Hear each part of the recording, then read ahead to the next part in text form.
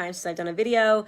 I went and had a baby and have definitely been missing being a part of the political dialogue. And I think that this video might be one of the most important videos that I've ever done. Certainly more important than me adding clarity to the George Floyd situation, which garnered 100 million views. But what we are seeing and what I experienced here in DC and the aftermath and the discussions that are being had about the insurrection, the Capitol riots, this is terrifying stuff. I have never seen such a mass brainwashing take place with so little facts, and I wanted to, again, provide clarity. And I have some notes here just for specifics, because I think, especially in a time when we know that there is censorship in America and that we know that Facebook will pull down this video because the truth is not allowed to be told, it is important that I remain extremely factual so that nothing can be disputed. So first and foremost, I want to just tell everybody that I was in DC when this Capitol riot took place, and I keep putting it in parentheses because it is very bizarre to me that this is being claimed to be a riot when the Black Lives Matter riots that took place all summer were just deemed to be peaceful protests. So that's the first thing. I was 40 weeks pregnant. I was sitting on my couch and my phone went off psychotically from my family members who were concerned, saying, "Are you okay? Are you okay? Are you okay?" They know that I live very close to the White House in DC, and they were apparently watching CNN and watching the news, and they thought that DC was burning. My husband and I almost laughed and kept saying, "Why are you asking us now if we're okay? We're totally fine." There were actually nights over the summer that were scary when Black Lives Matter was rioting, because they were marching through the streets. They were breaking cars, standing on cars, stomping on cars, breaking in to restaurants, looting, robbing, and they were going after people that had nothing to do with anything, just going after regular citizens and people that live here in DC. They were going after federal property. They notoriously built down burned an entire church to the ground in DC. They were trying to pull down statues. You will recall Black Lives Matter accomplished billions of dollars in damage all across America during the summers, and the word riots were never used. They were simply called Black Lives Matter, mostly peaceful protests. So I was a bit alarmed just because I knew it was quiet outside. I didn't hear helicopters hovering low, which we heard as they were trying to disperse the Black Lives Matter crowds. DC gets a lot of action. Brett Kavanaugh protests. They stormed the Capitol building. They were going into offices of senators, yelling at them in the hallways. None of these things were called riots. So I was first and foremost just confused. And then obviously, afterwards, it seemed that suddenly the rhetoric had gotten to a place that was insane. AOC has started saying that she survived murder, that Ted Cruz almost murdered her, which means that she was an almost murder victim. We later learned that she wasn't even in the Capitol building that was broken into, and that she was actually evacuated from her office, an entirely different building, and it was actually as a precaution and before anybody ever entered the Capitol building. So almost murdered is pretty intense. I also saw the hashtag trending on Twitter of never forget January 6th. Using the term never forget is intentional. It derives emotion for a lot of people. It's what we say when we talk about 9/11, never forget 9/11. Thousands of Americans were killed on 9/11.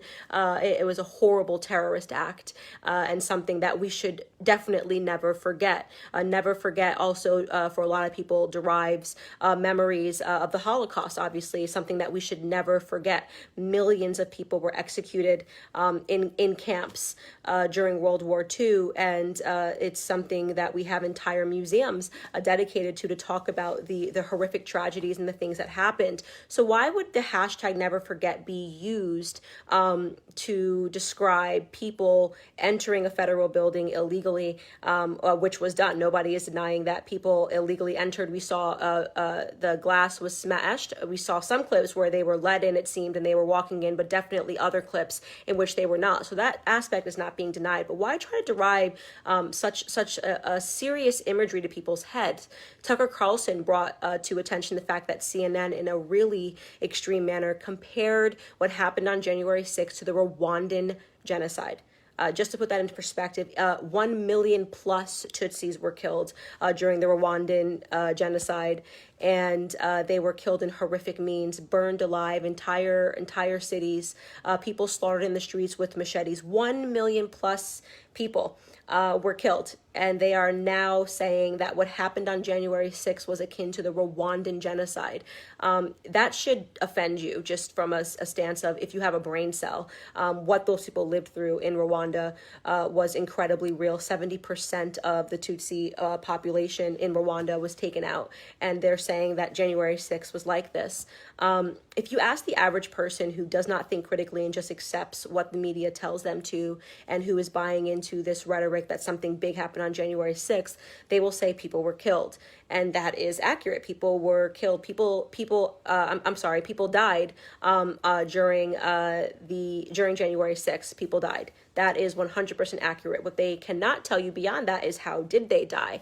The most important thing to know is that everybody that died was a Trump supporter. So you are being told this was an armed insurrection and that they were trying to kill people. And yet the only people that died were Trump supporters. Also important is, how did these people die? One died of a stroke. One died of a heart attack. We actually know, obviously, Ashley Babbitt, I think, was probably the most famed name. That was the Trump supporter who was shot as she was trying to enter through broken glass. You may have seen that clip. She was shot by a police officer. So the idea that these people came to the Capitol armed is completely dishonest, because DC is not, you can't just carry weaponry in DC.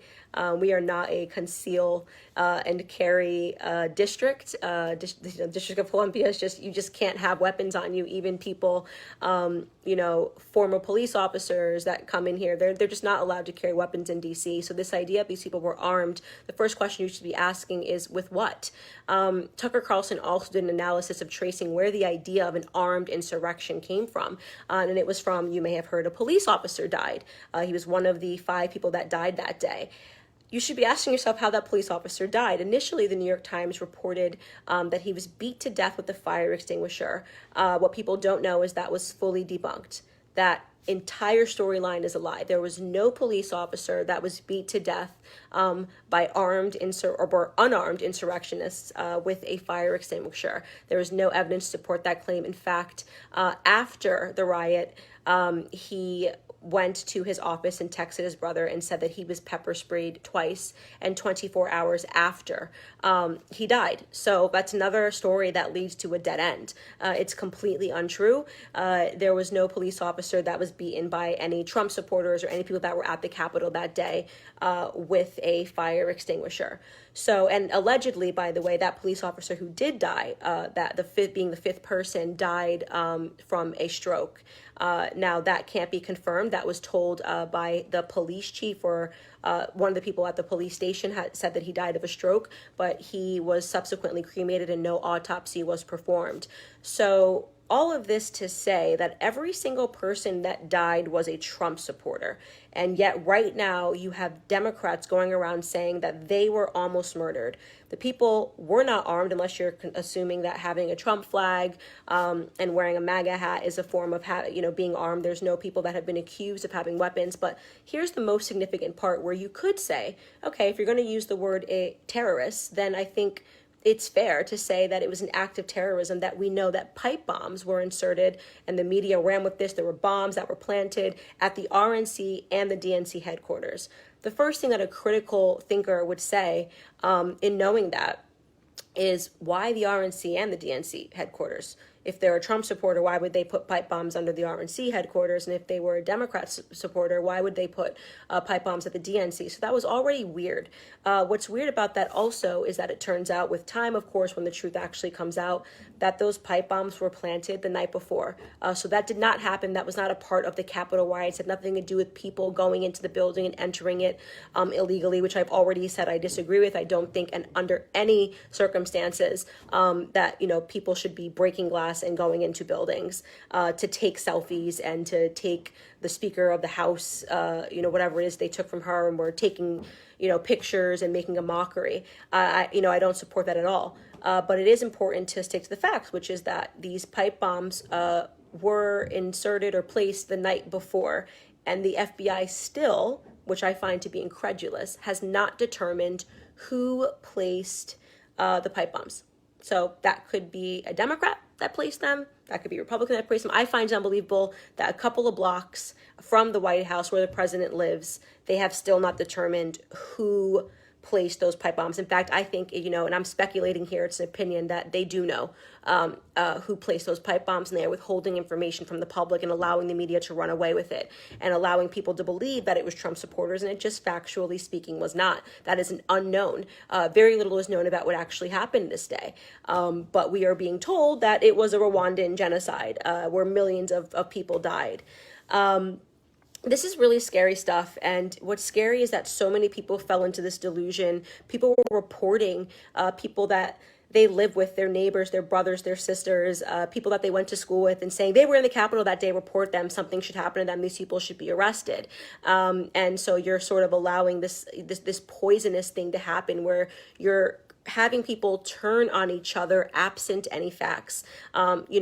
If you are going to say that these insurrectionists for breaking glass, they're deemed insurrectionists, they're deemed traitors, they're deemed treasonous, and at the same time say that when we went through this for 6 weeks long during the summer because of George Floyd riots and protests and the breaking of glass and the looting and the rioting that took place, we just deserved it because we're just a horrible country and everyone's so racist that when one black man dies of what has just now been confirmed as a drug overdose in Minnesota, and a police officer goes to the extremes to stand on his neck, that means that we are all guilty and we all must suffer the consequences. And, federal property is allowed to be pulled down, churches are allowed to be burned, and none of that is considered rioting or insurrectionist.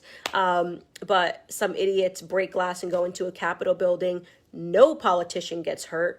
No building is burned down. And this is the big deal.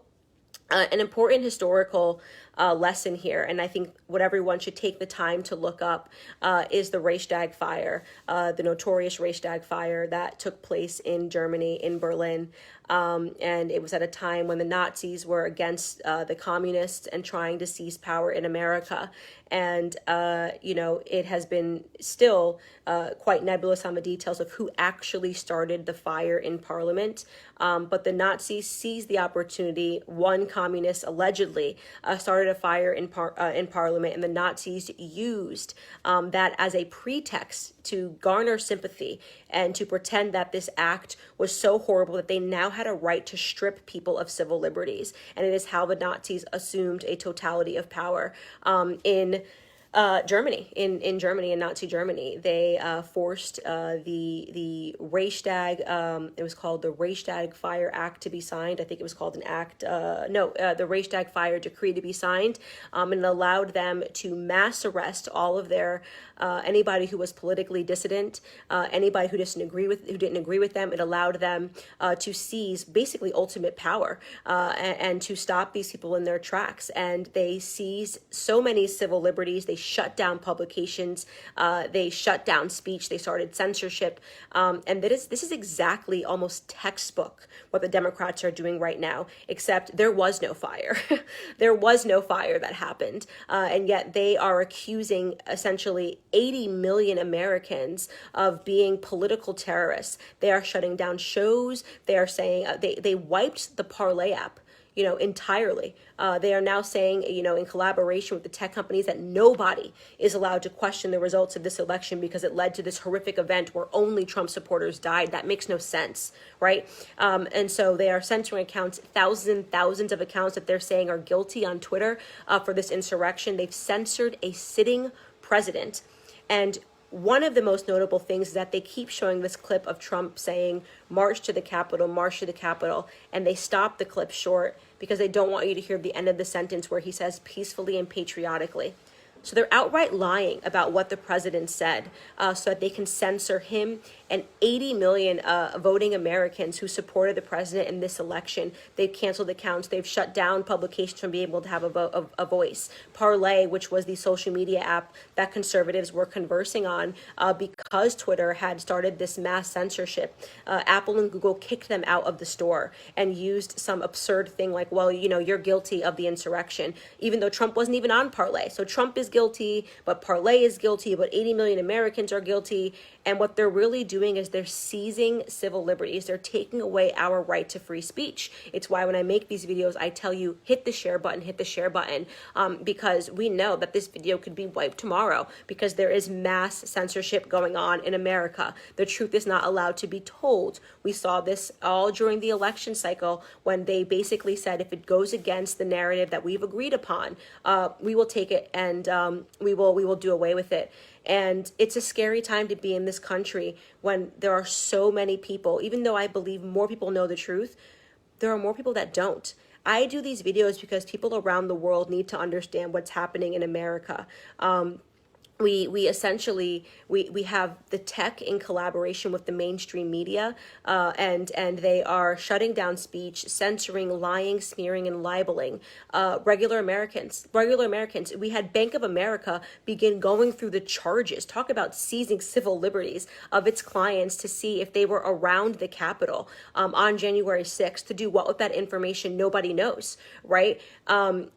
We are having conversations now where they're saying that any books that are written by conservatives need to be wiped. Josh Hawley accusing Ted Cruz of murder for calling attention to serious anomalies that happened during the election time in terms of having the rules changed. He had very practical, sober analysis of what was happening under Pennsylvania law that any person should be able to have a dialogue of. They're now saying you're not allowed to even say that.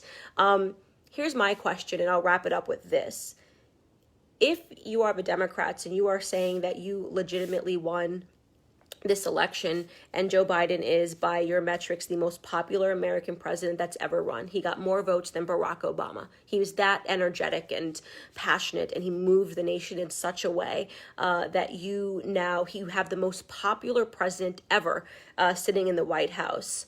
Why do you have to censor and silence 80 million Americans? Why would you have to do that if you were that popular, right? If this is real, what are you so afraid of by giving a platform to the small political dissidents, right? I mean, you would just say, oh, this person is someone that is political and disagrees with me, but it doesn't matter because I'm so popular. Why are they going through such extremes to shut down conservative voices, conservative books, all of their political contenders? Why are they going through these extremes to rush through these policies? There was even talks of the Democrats in the House were going to try to pass an act to make MAGA rallies an act of terrorism. The gathering of people that support Trump was going to be considered a terrorism. Why are you going through such extremes? But to compare them to a genocide, what are the Democrats actually trying to accomplish in this country? And let me say this to you people that follow me and hate me and don't like me. You need to sober yourselves up really quick to what is going on, because you may not like me, you may not like Trump, you may not like Trump supporters, but the powers that they are taking right now, the leaps and bounds they are going through, that'll include you too.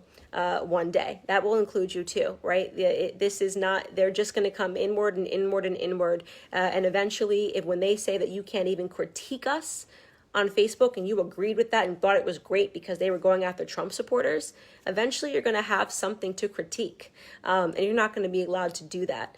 So don't go with this, I hate Trump so much and I hate conservatives so much that you would suspend your own civil liberties. This is a scary time and a dangerous time to be in America right now as a conservative, but it also is a scary time to be in America as a liberal. I don't care how leftist you are. You better recognize how scary it is when the tech companies have the power to censor a sitting president of the United States and you're not allowed to talk about it.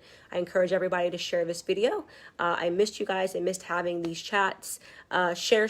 Don't worry, I will.